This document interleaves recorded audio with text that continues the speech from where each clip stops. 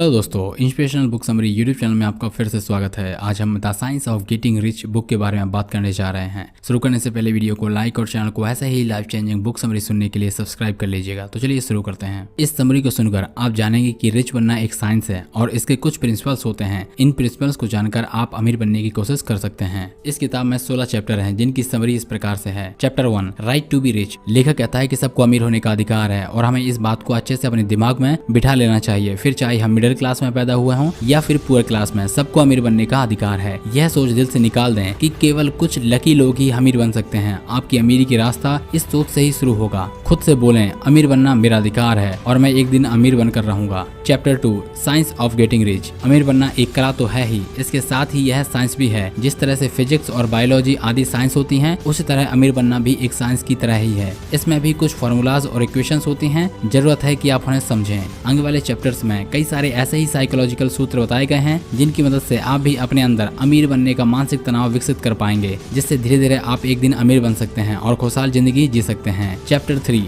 Nature gives opportunity to all. ब्रह्मांड सबको अमीर बनने का अवसर देता है। ऐसा नहीं है कि केवल कुछ लोग ही अमीर बन पाते हैं। अक्सर आपने ऐसे एग्जाम्पल्स देखे होंगे जब कोई गरीब आदमी आगे चलकर बहुत ज्यादा अमीर बन गया हो। धीरूभाई अंबानी भी तो ऐसे ही एक एग्जाम्पल है। इसी तरह मार्क जुकरबर्ग या इलन मस्क भी मिडिल क्लास फैमिली से ही थे, लेकिन नेचर ने उन्हें एक आइडिया दिया जिसने उनकी जिंदगी बदल दी। इसलिए नेचर या ब्रह्मांड पर पूर्ण विश्वास करें। क्या पता कब आपके दिमाग में भी ऐसा आइडिया आ जाए जो आपको एक बहुत ही सक्सेसफुल रिच व्यक्ति बना दे। Chapter 4, first principle, thought. दोस्तों, हर चीज की शुरुआत एक थॉट से होती है। इसी तरह से अमीर बनने की शुरुआत भी आपके थॉट से ही होती है। इसलिए हमेशा अपने दिमाग में पैसे को लेकर अच्छे थॉट्स रखें कि पैसा सब बुराइयों की जड़ होता है। ऐसे नेगेटिव थॉट्स को दिमाग से हटा दें। पैसा कभी बुरा नहीं होता, इंसान बुरा हो सकता है। ऐसे ही जब आपके दिमाग में एक बहुत अच्छा आइडिया आता है तो आप उसे एक बिजनेस में कन्वर्ट कर सकते हो जो आगे चलकर आपको रिच बना सकता है। इसलिए आज से ही एक थिंकर बनने की कोशिश करें। कुछ समय अकेले बिताएं। उस समय जितने भी आइडियाज आपके दिमाग में आए उन्हें लिख लें। यह हैबिट बना लेने से कभी ना कभी आपके पास एक लाइफ चेंजिंग आइडिया जरूर आएगा। Chapter 5, increase your life. बहुत से लोग अपने छोटे संसार में ही खुश हो जाते हैं, लेकिन ऐसा माइंडसेट गलत है। इससे आप संकुचित होकर रह जाते हैं और जिंदगी में कभी भी कुछ बड़ा अचीव नहीं कर पाते। ब्रह्मांड की हर चीज खुद को इंक्रीज या विकसित करती है। यह यूनिवर्स का नियम है। एक नया बीज हमेशा एक पेड़ बनता है। यह यूनिवर्स लगातार फैल रहा है। इसी तरह आपको भी अपने दिमाग में यह सोच डालनी होगी कि मुझे भी जिंदगी में कुछ बड़ा करना है। जब आप ऐसा नहीं सोचेंगे तब आप कुछ करेंगे भी नहीं। आप खुद से कह सकते हैं कि मैं कुछ सालों तक यही जॉब करूंगा, लेकिन एक दिन अच्छा आइडिया आने पर खुद का कोई बिजनेस स्टार्ट करूंगा और अमीर बनूंगा।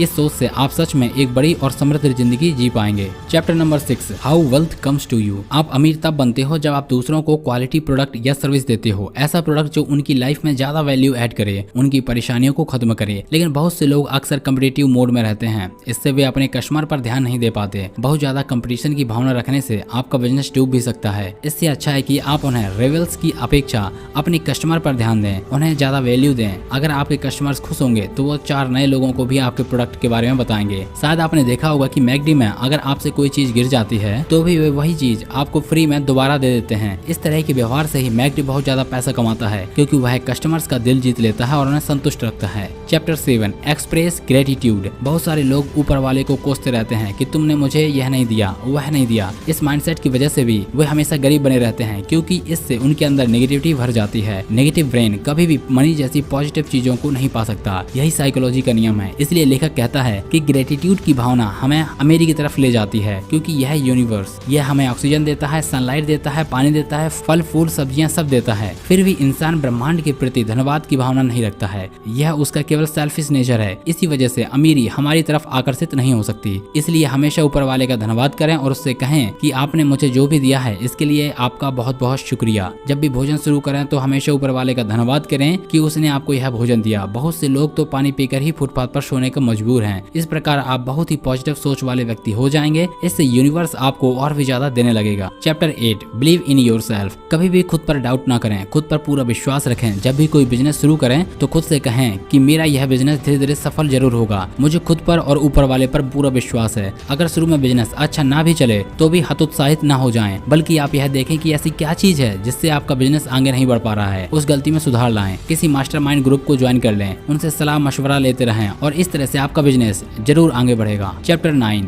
Strong will power. अमीर बनने के लिए आदमी में एक बहुत स्ट्रॉन्ग विल पावर होनी चाहिए। इच्छा शक्ति के बल पर आदमी कुछ भी कर सकता है, बड़े बड़े पर्वतों को भी चुनौती दे सकता है और सागरों को भी लांघ सकता है। इसी तरह व्यक्ति विल पावर के दम पर गरीब से अमीर बन सकता है। विल पावर को बढ़ाने का एक तरीका यह है कि आपको जिस भी काम की इच्छा हो रही हो उसे ना करें। जैसे अगर आप स्मोकिंग करते हैं तो पहले आप सिगरेट को छोड़ने की कोशिश करें। अगर आप ऐसा करने में सफल हो जाते हैं तो आपकी इच्छा शक्ति बहुत बढ़ जाएगी। इसके बाद अपने बिजनेस में भी अपनी विल पावर से सफलता हासिल कर लेंगे। Chapter 10 skill development. अगर आपको कोई स्किल्स नहीं आती है तो पहले उसे सीख लें। आज की डेट में आपको हर चीज ऑनलाइन मिल जाएगी। हर स्किल का कोर्स इंटरनेट पर उपलब्ध है, चाहे यूट्यूब से या किसी वेबसाइट से। आप उस स्किल्स के बारे में ज्यादा से ज्यादा ज्ञान हासिल करें। इससे आप दूसरों से थोड़ा ज्यादा जान पाएंगे जो आपको आगे बढ़ने में हेल्प करेगा। Chapter 11 take actions. केवल स्किल सीख लेना ही काफी नहीं है, स्किल सीखने के बाद आप एक्शन भी लें और उस दिशा में काम करें। अगर कोई ब्लॉग स्टार्ट करना चाहते हैं तो अभी शुरू करें। अगर कोई बिजनेस शुरू करना चाहते हैं तो देर ना करें। कुछ लोग हमेशा प्लान करते रह जाते हैं या सपने देखते रहते हैं और करते कुछ नहीं है। यही सोचते रहते हैं कि यह करेंगे वह करेंगे, लेकिन इस चक्कर में कुछ भी नहीं करते। इसलिए जो करना है जल्दी करें। जो एक्शन लेता है वही कामयाब होता है, बाकी सिर्फ सोचते ही रह जाते हैं। Chapter 12 do business with passion. दूसरों की देखा देखी कोई भी बिजनेस शुरू ना करें, बल्कि आप वही बिजनेस करें जिसे करके आपको मजा आए, फिर चाहे देखने में वह कितना भी छोटा क्यों ना हो। ऐसा करने से आप उस पर सालों साल मेहनत करते रहेंगे और आपको मजा भी आता रहेगा। लेकिन अगर आप प्रॉफिट वाला बिजनेस करेंगे जिसमें आपको कोई इंटरेस्ट नहीं है तो आप बहुत जल्दी उससे बोर हो जाएंगे और जल्द ही आप उसे करना छोड़ देंगे, जिससे वह बिजनेस ठप हो जाएगा। इसलिए पैशन वाला आइडिया खोजें और उस पर जुड़ जाएं। जैसे अगर आप लेखक हैं तो ब्लॉगिंग बिजनेस शुरू कर सकते हैं।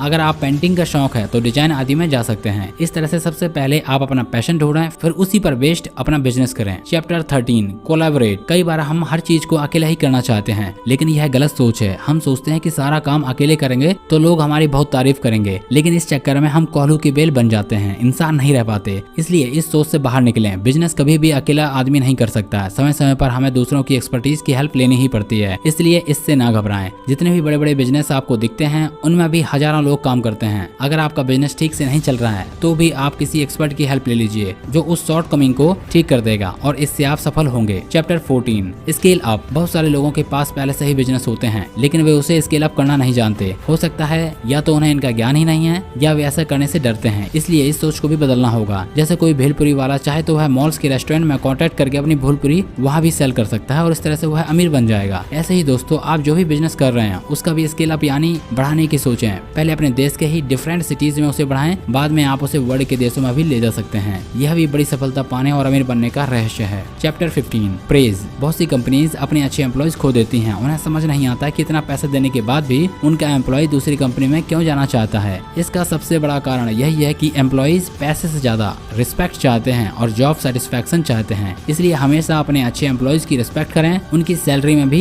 इंक्रीमेंट करते रहें, क्योंकि उनकी वजह से ही कंपनी पैसा कमाती है। अगर आप अपने वर्क प्लेस को ऐसा बना देंगे जहां आपके एम्प्लॉयज को शांति, सुकून और खुशी मिले तो वे आपकी कंपनी को छोड़कर कभी दूसरी जगह नहीं जाना चाहेंगे और आपके लिए दिल से काम करेंगे। Chapter 16 don't overthink. कुछ लोग बहुत ही ज्यादा सोते रहते हैं। वे सोचते हैं कि जब अनुकूल परिस्थितियां होंगी तब वे किसी काम को शुरू करेंगे, लेकिन दोस्तों जिंदगी में कभी भी आइडियल सिचुएशन नहीं होती है। हमेशा कोई ना कोई दिक्कत या परेशानी जरूर रहेगी। इसलिए परफेक्ट टाइम या मूड का इंतजार ना करें, बल्कि जो भी काम करना है उसे तुरंत शुरू कर दें। शुरू में हो सकता है काम बिल्कुल परफेक्ट ना चले, लेकिन उससे घबराने की जरूरत नहीं है। लोगों का फीडबैक लेते रहें और काम में सुधार करते रहें। धीरे धीरे आप देखेंगे कि अपने आप ही आपका काम या बिजनेस परफेक्ट हो गया है। तो इस तरह से आप बताए गए सभी साइकोलॉजिकल प्रिंसिपल्स को अपनी जिंदगी में जरूर इंप्लीमेंट करें। इससे आप एक दिन जरूर सक्सेसफुल और रिच बनेंगे। तो दोस्तों ये थी the science of getting rich book की समरी। आप इस समरी से क्या सीखे मुझे कमेंट बॉक्स में बता सकते हैं। इस वीडियो को अपने दोस्तों अपनी फैमिली के साथ में शेयर कर दीजिएगा। वीडियो अच्छा लगा तो वीडियो को लाइक और चैनल को सब्सक्राइब कर लीजिएगा। Thank you.